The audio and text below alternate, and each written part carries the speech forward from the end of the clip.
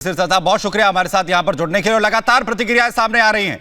लगातार इस वीडियो में जो आरोपी शख्स है, जो रेपिस्ट है, उससे आखिर कैसे सेवाएं ली जा रही है, उसके बाद सवाल खड़े हो रहे हैं। और बीजेपी नेता कपिल मिश्रा की तरफ से अब ट्वीट किया गया है और इस पर ट्वीट करते हुए ये देखिए, ये ट्वीट है जो कपिल मिश्रा की तरफ से किया गया और सवाल इसे लेकर जो है वो खड़े किए गए कपिल मिश्रा की तरफ से।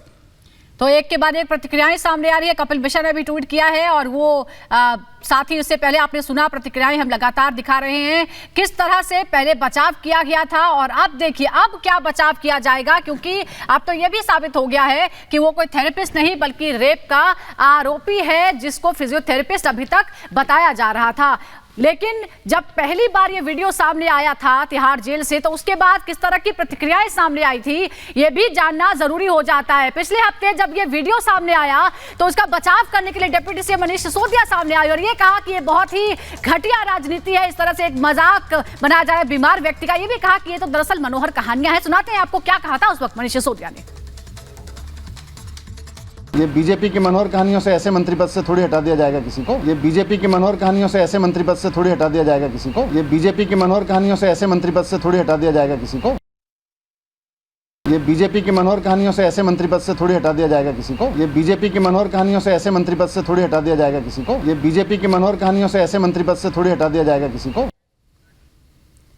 तो ये तो दिल्ली सरकार के नंबर 2 है, लेकिन नंबर 1 यानी सरकार के मुखिया जो अरविंद केजरीवाल, जो अपने मंत्री को बर्खास्त कर सकते थे लेकिन डिफेंड कर रहे हैं, उन्होंने क्या कहा था इस वीडियो के सामने आने के बाद, वो भी आपको दिखाते हैं। वो बीजेपी की रोज मनोहर कहानियां आती हैं, रोज झूठे स्टिंग लेके आते हैं। मेरी एक छोटी सी नसीहत है बीजेपी वालों को कि ये गंदी राजनीति, तू मैं, गाली गलोच, लफंगई, गुंडागर्दी, ये छोड़ के थोड़ा सा जनता के हित की बात सोचना चाहिए। मैं यही कहना चाहता हूँ, वो वीडियो में वो कह रहे हैं कि वो कोई मसाज करा रहा है, वीआईपी ट्रीटमेंट है, वो फिजियोथेरेपी कर रहा है, डॉक्टर ने उनको रिकमेंड किया था। ऐसा कोई वीआईपी ट्रीटमेंट सत्येंद्र जैन को नहीं मिल रहा। वैभव हमारे सहयोगी भी ग्राउंड जीरो पर लगातार हमें पल पल की अपडेट पहुंचा रहे हैं। वैभव, सबसे बड़ा सवाल यह है कि आम आदमी पार्टी क्या और अरविंद केजरीवाल, मनीष सिसोदिया अब डिफेंड में सामने आएंगे? वो जिसे मनोहर कहानियां बता रहे थे, क्या अब उस पर आकर सफाई देंगे? क्योंकि जो फाइल आई है सामने वो ये बता रही है कि ये रेपिस्ट है, पॉक्सो एक्ट में इस पर कई गंभीर धाराएं जो है वो लगी हुई है। सुमित, बिल्कुल इसके पहले जब तिहाड़ जेल से ये वीडियो सामने आया तब भी इंतजार किया जा रहा था कि आम आदमी पार्टी की तरफ से क्या प्रतिक्रिया आएगी, और प्रतिक्रिया आएगी तो इस वीडियो की सफाई में आम आदमी पार्टी क्या कहती हुई नजर आएगी। लेकिन उसके बाद जब प्रेस कॉन्फ्रेंस करते हैं मनीष सिसोदिया, तो मनीष सिसोदिया ये कहते हैं कि वो फिजियोथेरेपी करवा रहे थे जेल के अंदर, क्योंकि डॉक्टर ने उन्हें सलाह दी है कि वो फिजियोथेरेपी करवाएं, जिसके चलते फिजियोथेरेपी हो रही थी और बीजेपी इस फिजियोथेरेपी का मजाक बना रही थी।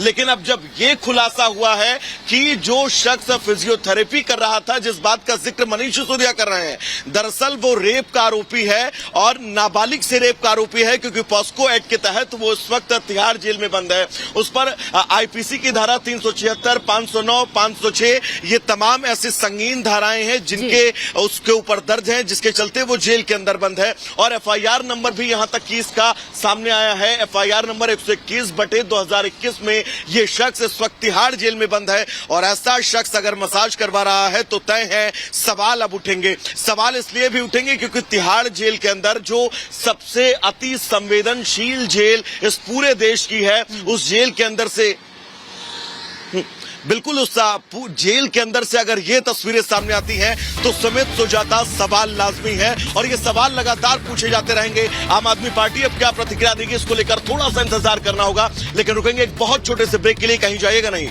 जल्द वापस लौटेंगे।